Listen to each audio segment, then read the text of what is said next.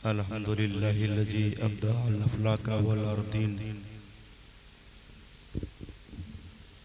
वस्सलातु वस्सलामु अला सय्यदिल अंबियाई वल मुरसलीन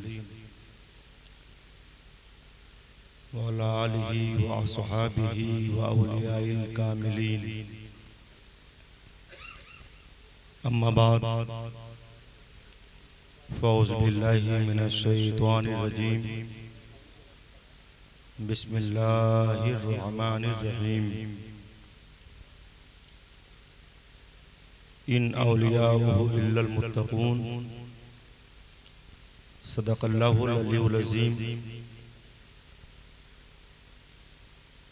व सदक़ा रसूलुहुन नबियुल अमीनुल मकीनुल करीम।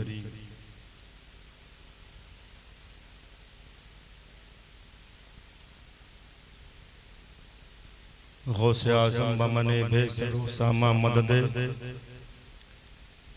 किबले दी मददे काबे ईमा मददे मागदाएम तू सुल्ताने दो आलम हस्ती अस्तुदारेम तमाया शहे जीला मददे। तेरी नस्ले पाक में है बच्चा बच्चा नूर का, तू है आईने नूर तेरा सब घराना नूर का। आइए खुलूस मोहब्बत के साथ झूम झूम कर अपने आका की बारगाह में दुरूद शरीफ पढ़ें। अल्लाह रब्बु मुहम्मदिन सल्लल्लाहु अलैहि वसल्लम नहनु इबादु मुहम्मदिन सल्लल्लाहु अलैहि वसल्लम सलातु व सलामन अलैका या रसूलल्लाह सल्लल्लाहु तआला अलैहि वसल्लम। शहंशाह बगदाद की बात आई है, उनकी महफिल है। सबसे पहले हमें ये मालूम होना चाहिए कि गौसे आज़म रज़ी अल्लाह तआला अन्हु की ज़ात बाबरकत है क्या। शहंशाह बगदाद की 11 तारीख बहुत मशहूर है।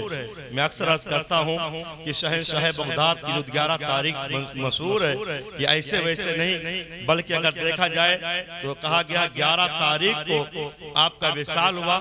और एक और है, मुझे 11 तारीख मुफ्ती अहमद यार खान नईमी अलैहि रहमा तहरीर फरमाते हैं कि 12 तारीख का नबी कौनैन की निस्बत से, 12वीं वाले सरकार की निस्बत से मेरे आका नबी कौनैन अलैहिस्सलाम की उस तारीख की बाबरकत और बाफैज़ तारीख को मद्देनजर रखते हुए गौसे पाक रज़ी अल्लाह तआला अन्हु 12 तारीख के दिन बड़ा तुझको एहतशाम क्या करते थे, लंगर का एहतमाम क्या करते थे। एक दिन नबी कौनैन अलैहिस्सलाम ख्वाब में तशरीफ लाए और कहा, अब्दुल कादिर तू मेरे 12 का इस तरह एहतराम करता है, मैं तेरे लिए 11 का इंतखाब करता हूं। और 11 की निस्बत का यह हाल है कि 11 वास्तों से सिलसिले तरीक़त सरकारे इमामे सरकारे मौला अली तक पहुंचता है। और 11 सिलसिले 11 वास्तों से सजरे नसब इमामे हसन तक पहुंचता है। क्योंकि गौसे पाक रज़ी अल्लाह तआला अन्हु ये हसनी और हुसैनी सैयद हैं, ये हसनी और हुसैनी सैयद हैं। गौसे पाक 11 की जो निस्बत है ये बड़ी ही बाज़मत। जब गौसे पाक पैदा हुए तो उस महीने में जीलान इलाके में 1100 बच्चे पैदा हुए। और गौसे पाक के सदके सारे बच्चे जितने भी घरों में बच्चे पैदा हुए सबके सब लड़के ही पैदा हुए, लड़के पैदा हुए। और गौसे पाक के सदके में अल्लाह ने सबको वली बना दिया, सबको वली बना दिया। ये अल्लाह करीम की बारगाह में मकाम है गौसे पाक। कहा जाता है आपका चेहरा शरीफ गंदमी कलर का, भौएं आपकी मिली, पेशानी कुशादा रंग गंदमी, बड़े वजीर गौसे पाक चलते थे तो लोग रोब से हट जाया करते थे। बड़े बारोब थे शहंशाह बगदाद, चेहरा बड़ा रोशन था शहंशाह बगदाद का। सरकार शहंशाह बगदाद को जब अबू सईद मखजूमी रहमतुल्लाह अलैह ने अपने दामने करम में लिया, बैयत किया, तो आपको वो खिरका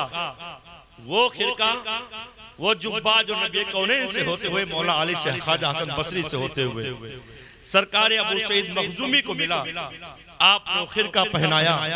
कहते हैं गौसे पाक ने जैसे ही खिरका पहना वैसे रहमतों बरकत का और नुज़ूल शुरू हो गया। शहंशाह बरकत रज़ी अल्लाह तआला अन्हु की ज़ात और बड़ी बारगाह। मैं तो भी एक जगह पढ़ा तबक़ात कुबरा के हवाले से कि गौसे पाक फरमाते हैं कि जो मेरे गली से गुजर जाए अल्लाह उसके अज़ाब में तख़फ़ीफ़ फरमा देगा।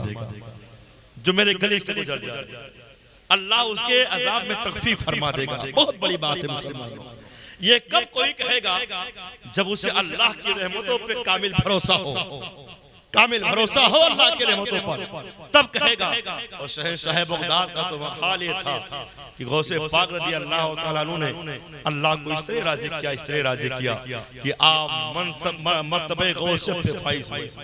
मर्तबे गौसियत ये वो मकाम है कि जो मकाम इमाम हसन अस्करी बाद गौसे आज़म को अता हुआ और इमाम महदी के ज़हूर तक गौसियत कुबरा पर सरकार गौसे पाक फाइज रहेंगे। ये शहंशाह बगदाद का कमाल है। गौसे पाक फरमाते हैं, खुद ही फरमाते हैं, मकाम मुकम्मल वला जमाऊ वलाकिन,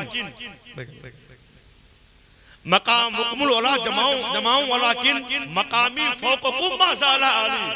यानी हर वली आला है, हर वली मर्तबे वाला है, वारिसे पाक मर्तबे वाले हैं, मखदूमे पाक मर्तबे वाले हैं, मखदूमे दाना मर्तबे वाले हैं, मखदूमे समीना मखदूमे मर्तबे वाले हैं, सरकारे साबरे कलेरी मर्तबे वाले हैं, कुतुबुद्दीन बख्तियारे काकी मर्तबे वाले हैं, सरकारे सरफुद्दीन यहिया मुनीरी मर्तबे वाले हैं, सरकारे जहान मखदूमे जहानिया जहां गस्त मर्तबे वाले हैं, सरकारे कुतुबुद्दीन बख्तियारी ये मर्तबे वाले हैं, महबूब इलाही मर्तबे वाले हैं, सरकार ख्वाजा बंदा कैसे दराज मर्तबे वाले हैं।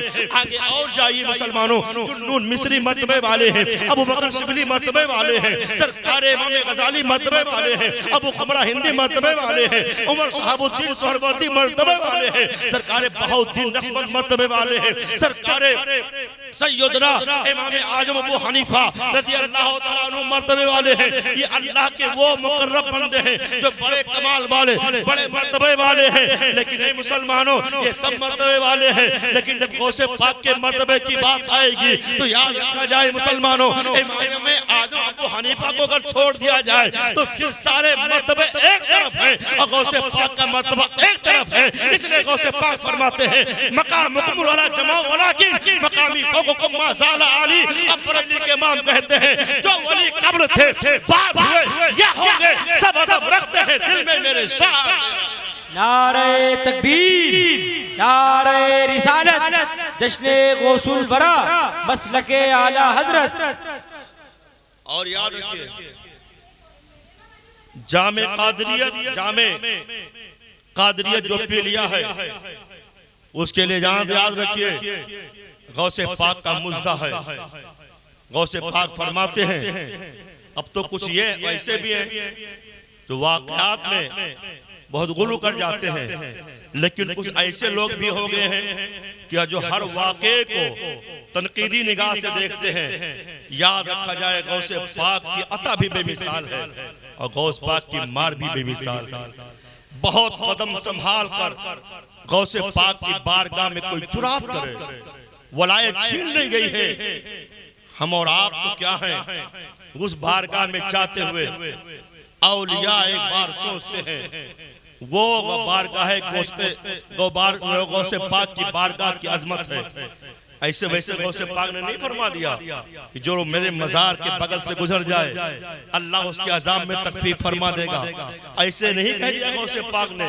गौसे पाक का जो मकाम नबी अल्लाह की बारगाह में है, जो मकाम अल्लाह ने उनको अता किया है, वो अल्लाह वाले ही जानते हैं। अल्लाह वाले कैसे जानते हैं? अल्लाह वाले तो ये हैं कि जब गौसे पाक ने फरमाया था, कदमी हाजी अला रक़बत कुल्ली वलील्लाह, मेरा कदम हर वली के गर्दन पर है। तो जो जहां वली था, कोई पहाड़ों में है, कोई मुराकबा में है, कोई मस्जिद में है, कोई कहीं है, सब ने कहा था हाँ हाँ शेख अब्दुल कादिर जिलानी आपका कदम नाज हमारे गर्दन पे है। अब आला हजरत के शहजादे सरकार मुफ्ती आज़म हिंद जब अपनी मोहब्बत का इजहार करते हैं तो इस अंदाज में करते हैं, ये दिल है, ये जिगर है, ये आंखें, ये सर है, जहां चाहो रखो कदम गौसे आज़म। जहाँ चाहो रखो कदम गौसे आजम। तो ये अल्लाह वाले हैं और अल्लाह ने इनको मर्तबा भी दिया है। अल्लाह ने गौसे पाक के सदके में इनको मर्तबा भी दिया है। गौसे पाक रज़ी अल्लाह तआला अन्हु की बारगाह में एक बुजुर्ग है अबुल फरज, ये बड़े गौस पाक के चहीते, गौस पाक के बड़े आशिक। गौसे पाक का दौर है, शहंशाह बगदाद के गलियों से गुजर रहे हैं, असर का वक्त है। सोचा लाओ गौसे पाक की बारगाह में जाकर ज़ियारत कर लो, असर का वक्त है, लाओ जाकर नमाज पढ़ूं, जाकर ज़ियारत करूं। कहते हैं जल्दी में मैं आया और उसके बाद जब जल्दी में पहुंचा नमाज में हाजिर हुआ, नमाज असर हमने अदा की। उसके बाद जब मैंने नमाज असर अदा की थोड़ी देर के बाद आया, मैंने सोचा लाओ जाकर गौसे पाक की बारगाह में हाजिर दूं। गौसे पाक की बारगाह में पहुंचता हूं। जैसे गौसे पाक की बारगाह में पहुंचा, कदम बोसी की मैंने, इतने में सरकार सैयदना शेख अब्दुल कादिर जिलानी जो दिलों के भी हाल को जानते हैं, फरमाया अबुल फरज तुमने बड़ी जल्दी कर दी, इतनी जल्दी कर दी कि तुम अपने आप में नहीं रहे और तुम बगैर वजू किए हुई मेरे बारगाह में आ गए और तुमने नमाज भी अदा कर ली। अब इनको ख्याल आया जल्दी में तागों से पाक की ज़ियारत करना चाहता था, नमाज असर का वक्त हो चुका था, इसलिए मैं जल्दी मस्जिद में गया और हकीकत में मैंने सही में वजू नहीं किया। तो पता चला मुसलमानों, शेख अब्दुल कादिर जिलानी बगदादी ऐसी वैसी जात का नाम नहीं है, जो दिलों के हाल को जानने वाले वो शेख अब्दुल कादिर जिलानी दिल के हाल को भी जानते हैं, कौन क्या करके आया है वो भी जानते हैं। तभी तो बरेली के इमाम मचले हैं और कहने पे मजबूर हुए हैं क्या वाह क्या मर्तबा ऐ गौस है बाला तेरा, ऊंचे ऊंचों के सरों से कदम आला तेरा। जिंदाबाद जिंदाबाद जिंदाबाद, अल्लाहु अकबर। शहंशाह बगदाद की बारगाह, अरे मखदूम तो मखदूम है, खादिम का कोई जवाब नहीं, खादिम का कोई जवाब नहीं। इसीलिए आला हजरत ने ऐसे वैसे नहीं कहा तुझसे दर, दर से सग, सग से मुझको निस्बत। आला हजरत की जात उस दौर में मुसल्लिमु सुबूत थी। आला हजरत की जात उलमाए अरब सनद हदीस लेने के लिए आते थे। आला हजरत की बारगाह में बड़े बड़े जुब्बो दस्तार वाले पहुंचते थे। इतनी बड़ी बारगाह आला हजरत की कि हुजूर मुहद्दिस हिंद अलैहिर्रहमा तालीम से फारिग होकर हुजूर मुहद्दिस सूरती की बारगाह से जब फरागत हुई और उसके बाद अपनी तालीम मुकम्मल की, घर वालों की ख्वाहिश हुई और तालीम जारी रहे। यह हुआ किस बारगाह में भेजा जाए, इत्तिफाक़े राय हुआ कि मुहद्दिस सैयद मोहम्मद मुहद्दिस को आला हजरत की बारगाह में भेजा जाए। आला हजरत की बारगाह में आप पहुंचे और उसके बाद आपने उलूम व मार्फत की मंजिलें तय की। आला हजरत की बारगाह में हुजूर मुहद्दिस आज़म हिंद है, सदरुल सरैया रहे, सदरुल अफाजिल रहे, सरकार शेर बेशल सुन्नत मुनाजिर अहले सुन्नत मुबल्लिग इस्लाम अल्लामा अब्दुल मेठी, जो जहां जो है वो सब आजम ही आजम है। आला हजरत की बारगाह में जो पहुंचा है लो लगाया है आजम बन गया है। कोई मुफ्ती आजम बनना है, कोई सदरुल सरैया बनना है, कोई सदरुल अफाजिल बनना है, कोई मुनाजिर आजम बनना है, कोई मुबल्लिग आजम बनना है, कोई मलकुल उलमा बनना है। आला हजरत की बारगाह वो बारगाह है जिस बारगाह में आज तो ये हाल मुसलमानों, आज का कसकुला टोपी सही नहीं लगा पाने वाला भी आला हजरत के इल्म को नापने के लिए चला है, जबकि बहुत पहले लोगों ने कह दिया है आला हजरत की जात ऐसे वैसी जात नहीं है। आला हजरत की जात तो ये है कि माना अरब ने तुझको ये गाना, गए अजम ने तेरा तराना, माना है तुझको सारा जमाना। हामी सुन्नत आला हजरत वो आला हजरत है जो मुहद्दिस भी है, वो आला हजरत जो मुफक्किर भी है, वो आला हजरत जो मुफस्सिर भी है, वो आला हजरत जो आलिम रब्बानी है, वो आला हजरत जो वली कामिल है, वो आला हजरत जो नाइब गौसे आजम है, वो आला हजरत जो शेख तरीकत है। लेकिन जब गौसे पाक की बारगाह में पहुंचते हैं तो अपनी अकीदत का इजहार करते हैं। ए शहंशाह बगदाद, मौलवियत एक तरफ, हकीकत में आलिमियत एक तरफ, जुब्बा दस्तार एक तरफ, सारा फन एक तरफ। लेकिन जब अहमद रजा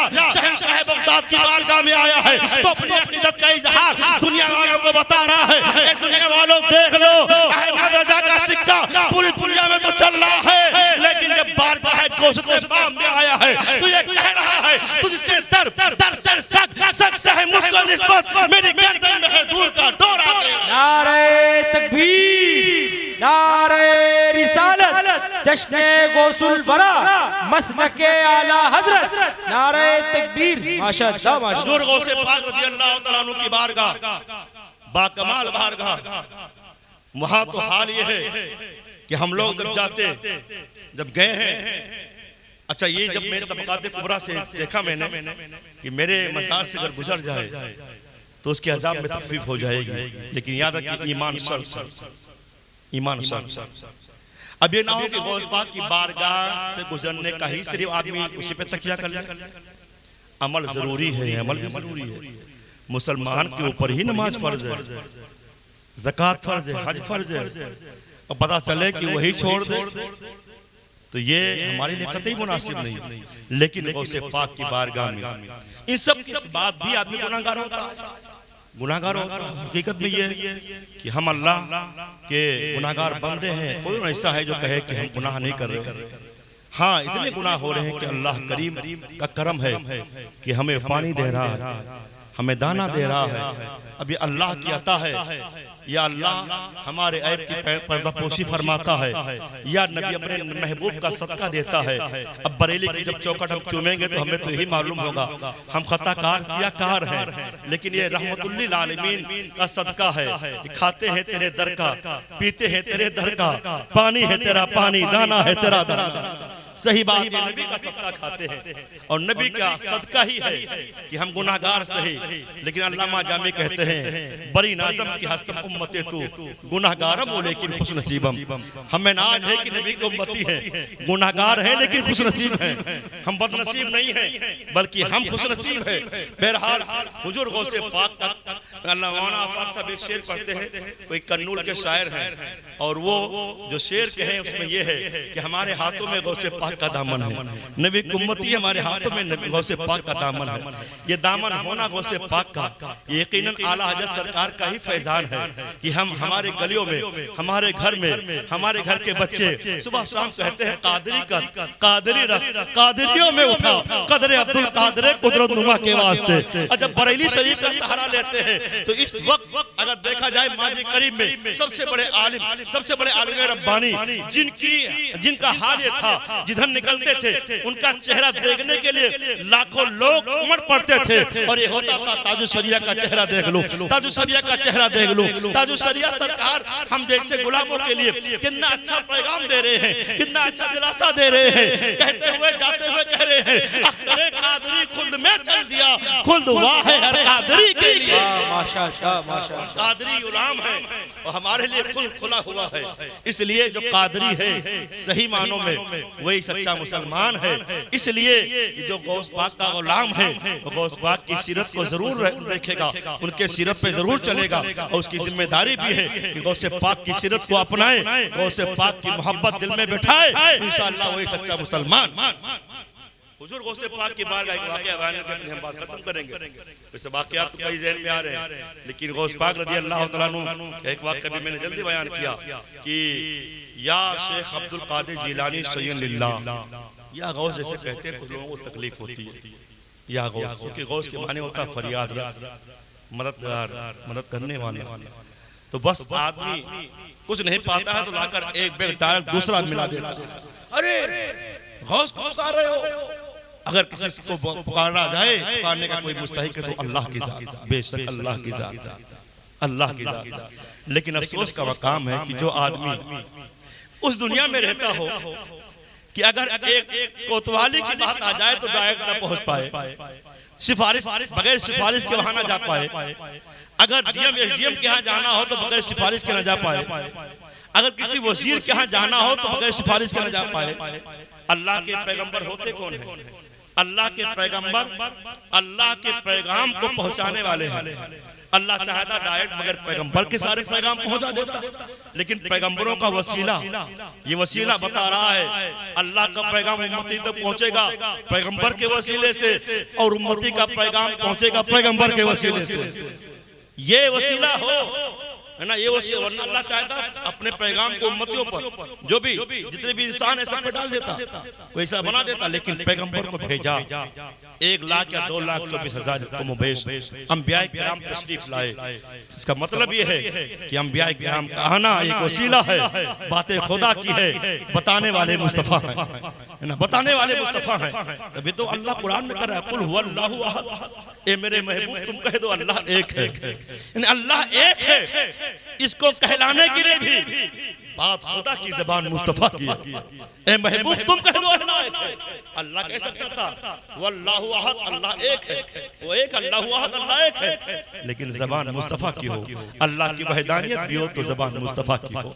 नबी कौनैन अलैहिस्सलाम के बाद जो नबी कौनैन के पैगाम है, नबी कौनैन की शरीयत आम करने वाले, उनके उलूम वो सब अल्लाह नबी कौनैन के उलमा, उम्मतियों के उलमा औलिया हैं, और औलिया की अज़मत ये कुरान से जाहिर है। मैंने कई बार अपनी तकरीरों में कहा है, सरकार सुलेमान अलैहिस्सलाम अपने दरबार में मलका बिल्किस आ रही है, सुलेमान अलैहिस्सलाम बेटे हैं, और ये हुआ कि तख्ते बिल्किस को लाना है जो कई सौ मील दूरी पर 40 गज चौड़ा 80 गज लंबा, इतना लंबा चौड़ा तख्त लाया जाए। आपने फरमाया हमारे हवारियों में, हमारे जो यहाँ बैठे हैं इनमें कौन है जो मलका बिल्किस का तख्त लाकर मेरी बारगाह में पेश करे। अब बताइए अल्लाह वालों को अगर इख्तियार ना होता तो क्या इस सुलेमान अलैहिस्सलाम कहते?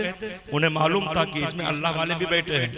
एक ने कहा कि मैं ले आऊंगा उसके आने से पहले, आपने फरमाया और जल्दी चाहता हूँ। इसका मतलब यह है कि अल्लाह के पैगंबर जानते हैं इसमें कोई और है जो और जल्दी ले आएगा, वरना यह था कि आने से पहले मुझे चाहिए वो आ जाए, उससे पहले आ जाए तक बात खत्म थी, है ना भाई, उससे पहले चाहिए। लेकिन अल्लाह के जो अल्लाह के पैगंबर उन्हें मालूम है, दिलों के हाल मालूम है, जो अल्लाह के नेक बंदे हैं वो दिलों के हाल को जानते हैं। हदीस शरीफ में आया तो अल्लाह के पैगंबर, तो आपको मालूम है, आपने कहा नहीं और जल्दी चाहता हूँ। आसिम इब्न बरकिया ने कहा ए सुलेमान अलैहिस्सलाम कबला इर्तद्दा तरफो, इससे पहले कि आप पलक झपके उससे पहले लाकर आपकी बारगाह में हाजिर कर दूंगा।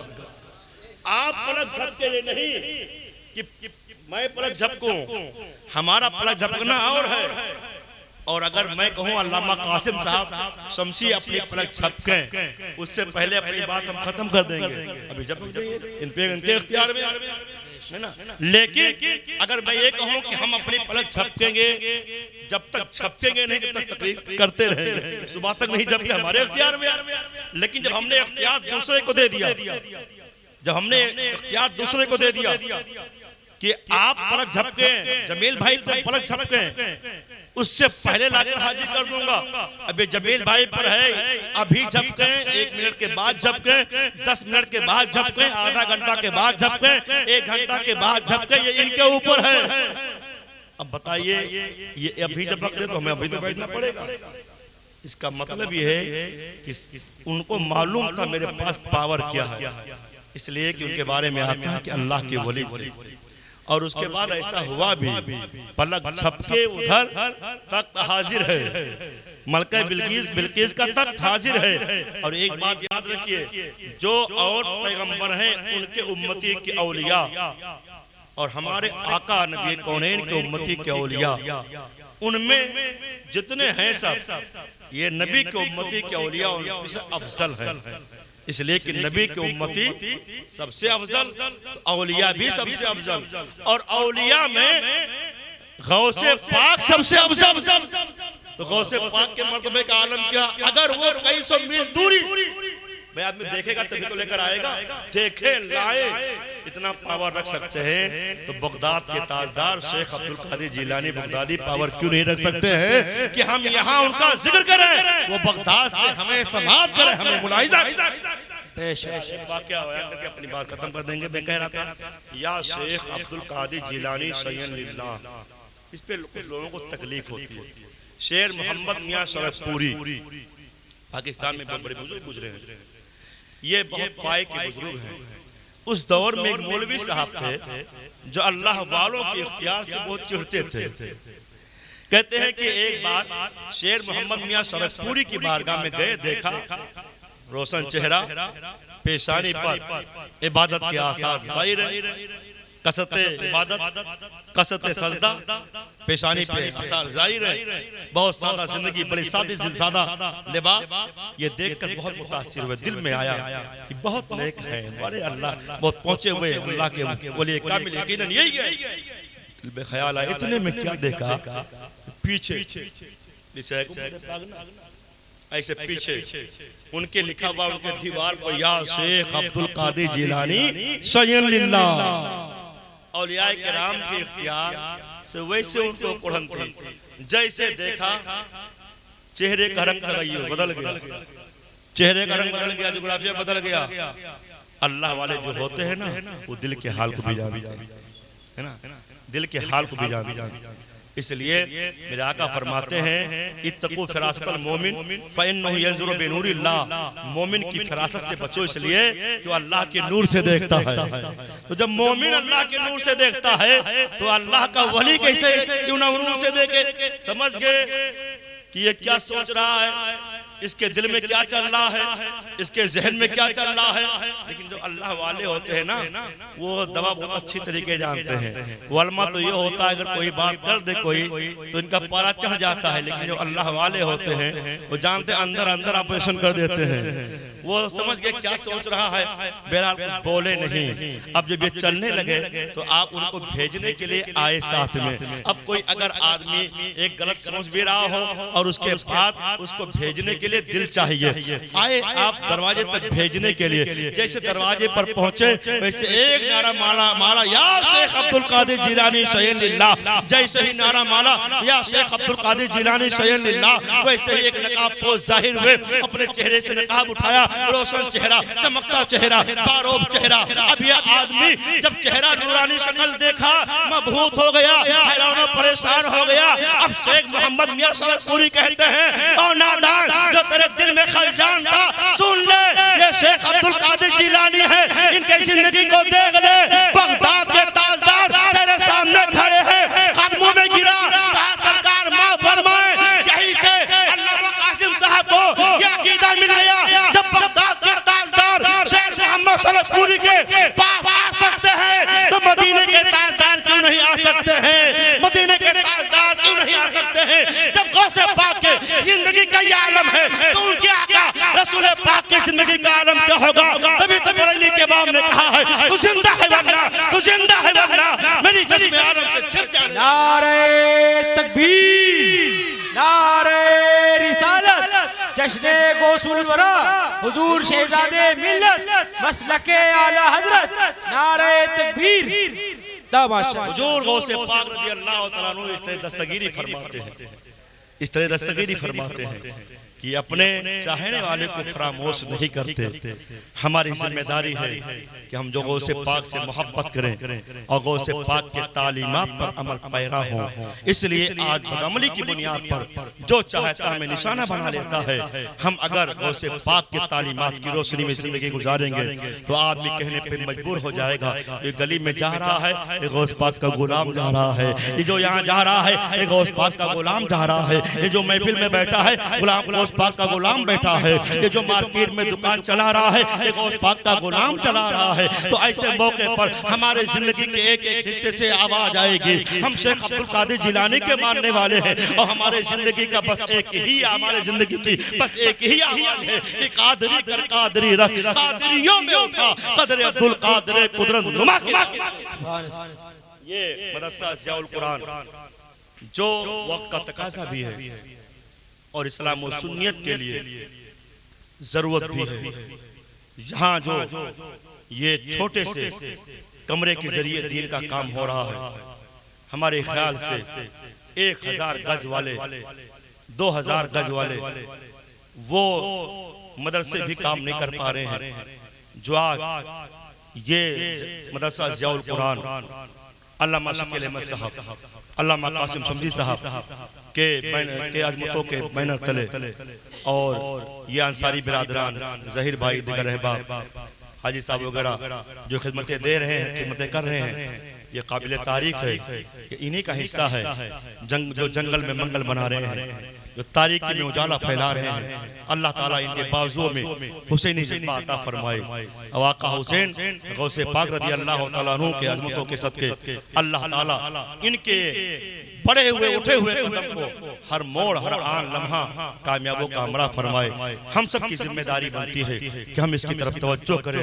खास तौर से हम मौलाना शकील साहब के बिला से मैंने कहा था, मेहंदी भाई, रमजान भाई, इन लोगों को दावत दीजिए। ये लोग मेहमान खुसूसी की हैसियत से थे, लेकिन मसरूफ लोग चूंकि कारोबार लंबा मसरूफ है नहीं आ सके, लेकिन उन तक आवाज पहुंचाई जाए, इसलिए कि हमने देखा वो दीन का दर्द रखने वाले, दिल में दीन का दर्द रखने वाले और इस्लाम और सुन्नत के ताल्लुक से एक हसास फिक्र रखने वाले ये हजरात लोग वो लोग हैं जिनके जरिए अच्छा काम हो सकता है। और आप सभी लोग कदम आगे बढ़ाते रहिए, इसलिए कि अपने बाप के नाम पर कोई काम नहीं कर रहे हो, गौ से पाक के नाम पर काम कर रहे हो। गौ से पाक का सदका जरूर मिलेगा, ख्वाजा अजमेरी का सदका जरूर मिलेगा। ख्वाजा अजमेरी के चहीते खलीफा ख्वाजा कुतुबुद्दीन बख्तियार काकी के दयार में रहते हो, उनका फैजान जरूर मिलेगा। उनके चहीते महबूब इलाही के दयार में रहते हो, इंशाअल्लाह उनका फैजान जरूर मिलेगा। अल्लाह करीम की बारगाह में दुआ है, अल्लाह मदरसा ज़ियाउल कुरान को दिन दूनी रात चौगुनी तरक्कियां अता फरमाए, जिससे जो हो सके इस अदारे के लिए दस्तो बाजू बनकर और उसके बाद मैदान में आकर इस अदारे के लिए जिस तरह भी हो सके ताउन पेश करके दुनिया को बता दिया जाए, अगरचे कमरा छोटा सा ही लेकिन दीन का काम बहुत बड़ा हो रहा है। अल्लाह ताला जो भी इसके दस्तो बाजू बने हुए हैं, अल्लाह सबको सलामत रखे। हमारे कहने में, आपके सुनने में कोई गलती हुई हो, रब उसे माफ फरमाए। आमीन आमीन। अस्सलाम वालेकुम।